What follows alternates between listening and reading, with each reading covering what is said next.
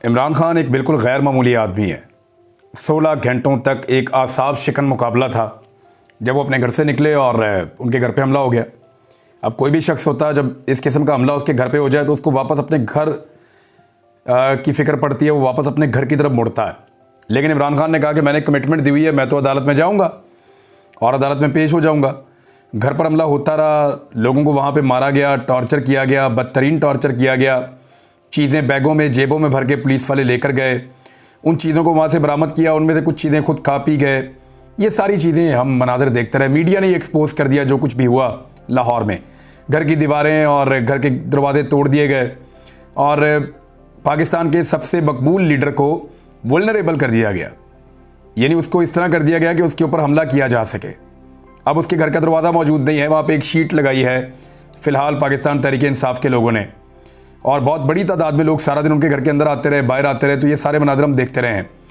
लेकिन एक गैर मामूली शख्सियत के मालिक हैं इमरान खान साहब, क्योंकि बड़े आसाब शिकन 16 घंटे थे जो उन्होंने गुजारे हैं। फिर इस्लामाबाद में उनकी गाड़ी के आसपास एक मैदान जंग बना रहा आज सारा दिन। उसके बावजूद उन्होंने अदालत में पेशी का जो उनका एक वादा था उसको हर हाल में पूरा करने का फैसला किया था। अदालत के अंदर जाने से पुलिस ने आखिरी दम तक रोके रखा और फिर आंसू गैस की बदतरीन शेलिंग और पथराव किया गया। जब पुलिस को अदालत भी नहीं रोक पाई तो फिर अदालत ने यह फैसला किया कि हाजिरी लगवा ली जाए इमरान खान साहब की, क्योंकि वो अदालत तक तो आ ही गए हैं। यानी जो आदमी 400 किलोमीटर का ज़्यादा सफ़र करके पहुंच गया था, क्या वो चंद मीटर का फासला तय करके अदालत के अंदर नहीं आ सकता था? आ सकता था। वो अदालत के अंदर आना भी चाहता था, लेकिन जजेस ने भी ये देख लिया कि निज़ाम नहीं चाहता कि ये आदमी अदालत में पेश हो। पहले ये चाहते हैं कि वो अपने घर से निकले अदालत तक आए, लेकिन रास्ते में उसे गायब करना चाहते हैं। और अब वो चाहते हैं कि वो अदालत के अंदर पेश ही ना हो और कोई कानूनी सुकम रह जाए।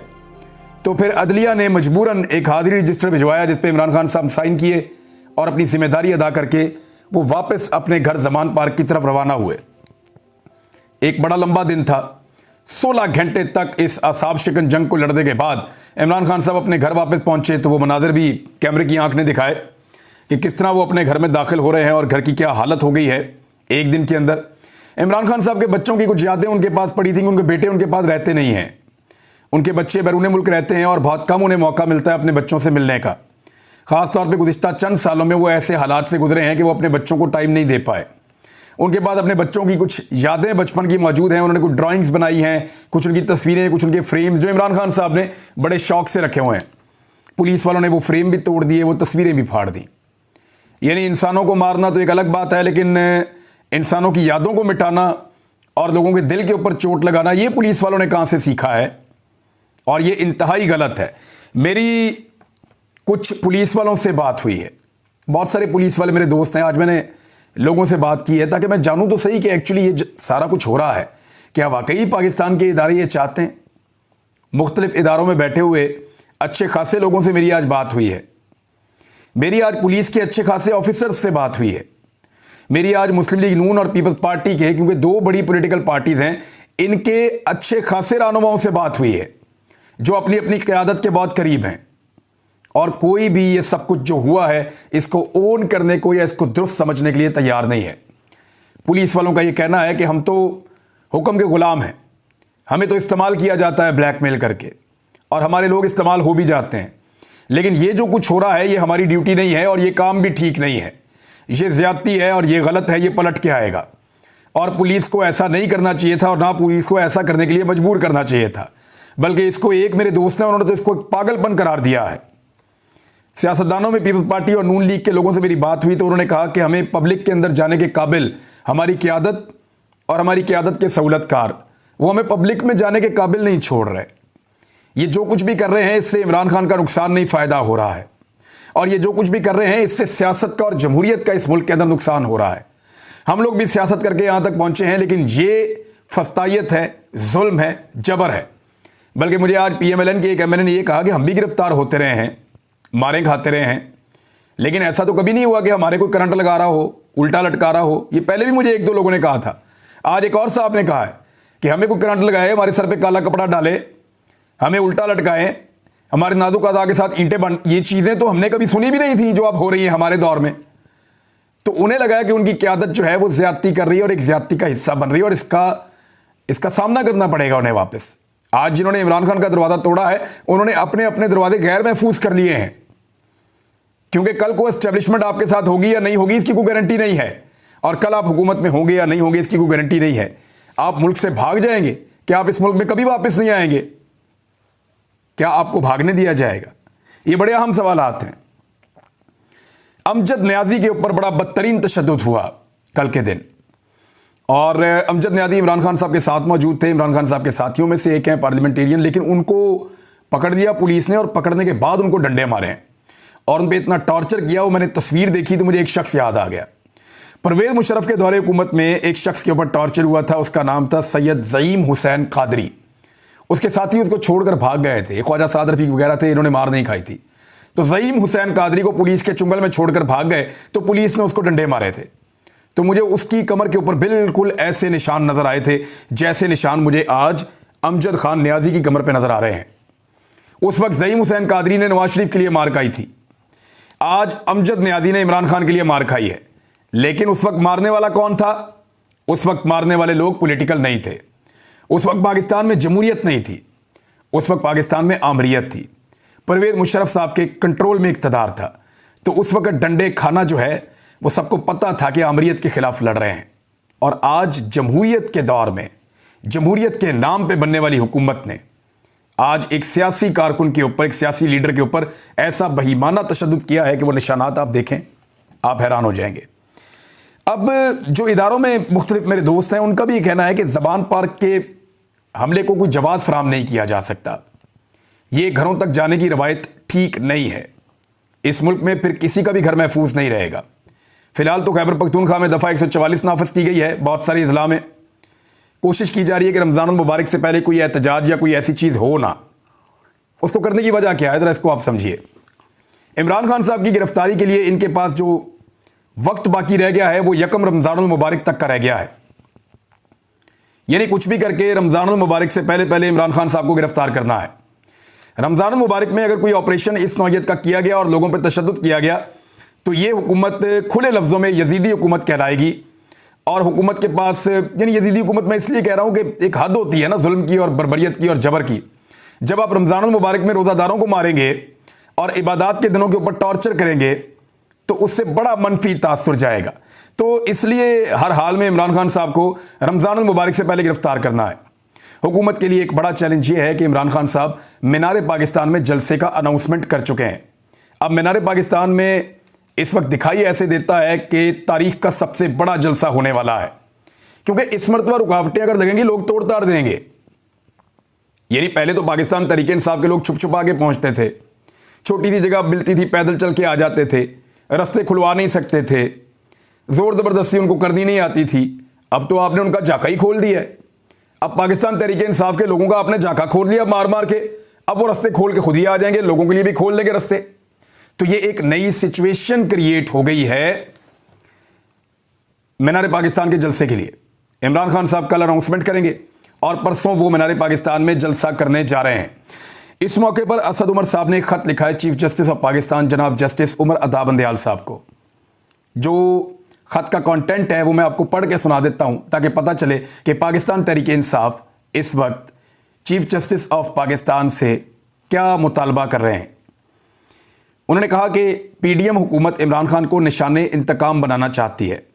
इमरान खान अदालत में पेशी के लिए इस्लामाबाद आ रहे हैं। उन्होंने कल लाहौर हाई कोर्ट से 9 मुकदमात में ज़मानत हासिल की है। अदालत आलिया ने हुकाम को इमरान खान के खिलाफ जालिमाना इंतकामी कार्रवाइयों से मना किया था, मगर पुलिस ने अदालती अहकामात को पैरों तले रोनते हुए उनकी रिहाइशगाह पर धावा बोला। असद उमर ने कहा कि इमरान खान की रिहाइशगाह पर हमले के दौरान दरवाजे तोड़े गए और दीवारें गिरा दी गईं। इस्लामाबाद में पुलिस ने बदतरीन खौफ व हरास का माहौल कायम कर रखा है। मीडिया और वकला समेत अहम लोगों को अदालत में दाखिले से रोक दिया है। चेयरमैन तहरीक इंसाफ को किसी नामालूम मुकदमे में गिरफ्तार करने के अज़ाइम वादे तौर पर दिखाई दे रहे हैं। इमरान खान अपनी जान को लाहक खतरात से भी मुसलसल आगाह करते आए हैं। इनकी ज़िंदगी और बुनियादी हुकूक के तहफ़्फ़ुज़ के लिए मुअज़्ज़ज़ अदालत फौरी अज़ खुद नोटिस ले। यह खत चीफ जस्टिस ऑफ पाकिस्तान को ज़ाती तौर पर पहुँचाने का फ़ैसला किया गया है। असद कैसर और चीफ जस्टिस की रिहाइशगाह पर रवाना हो गए, जहां उन्होंने वो खत पेश करने का फैसला किया था। बहरहाल ये खत एक हकीकत है और ये चीफ जस्टिस के पास जाना चाहिए और अदालत ही एक आखिरी उम्मीद बाकी रह जाती है ऐसी सूरत हाल में। यानी एक और बड़ी अजीब चीज़ है, ज़मान पार्क के बाहर जो है वो हर वक्त हज़ारों की तादाद में लोग बैठे रहते हैं, एजेंसियों के लोग मौजूद रहते हैं, पुलिस मौजूद रहती है। तो फजलुर रहमान साहब ने एक अजीबोगरीब बोंगी मार दी है इस्लामाबाद में एक तकरीब से खिताब करते हुए।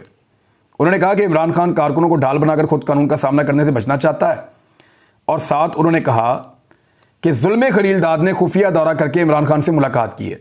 हद हो गई वैसे भाई, जुल्म खलीलदाद अमेरिका का एक इस खित्ते के लिए नुमाइंदा है, स्पेशली अफ़गानिस्तान के लिए है। वो अफ़गान नेशनल है, अमेरिकन नेशनल भी है, लेकिन मेरी समझ से बाहर है कि फजलुर रहमान साहब इतने अक्लमंद हैं कि उन्हें किसी को पता ही नहीं चलेगा। हज़ारों लोगों के बीच में से वो आएगा, जुल्म खलीलदाद इमरान खान को मिलेगा और वापस चला जाएगा और कोई बोलेगा भी नहीं।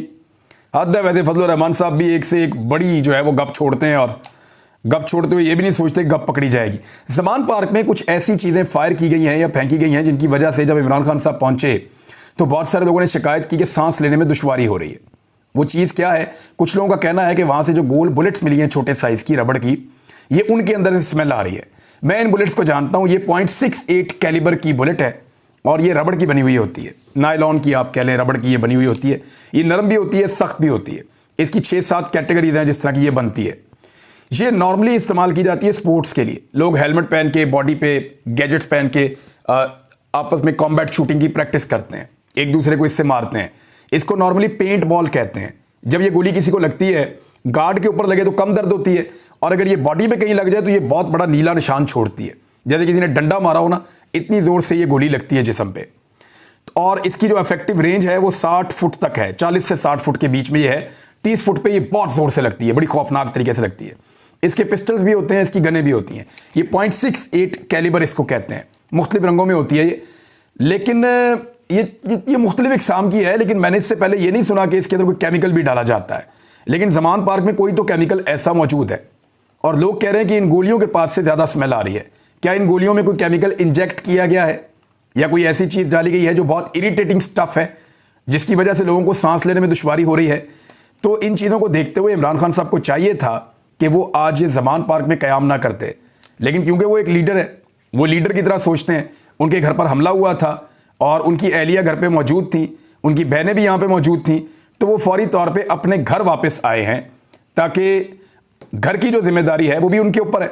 घर का सरबराह तो इमरान खान है, तो जहाँ भी जाना है वापस तो घर आना है। तो वो अपने घर वापस आए हैं और घर की हालत ये है कि अब उसको धोया जा रहा है, उसको सेट किया जा रहा है, वहाँ फर्नीचर और चीज़ें पहुँचाई जा रही हैं ताकि इमरान खान साहब कल से अपने मामूलाती ज़िंदगी उनको शुरू कर पाएँ।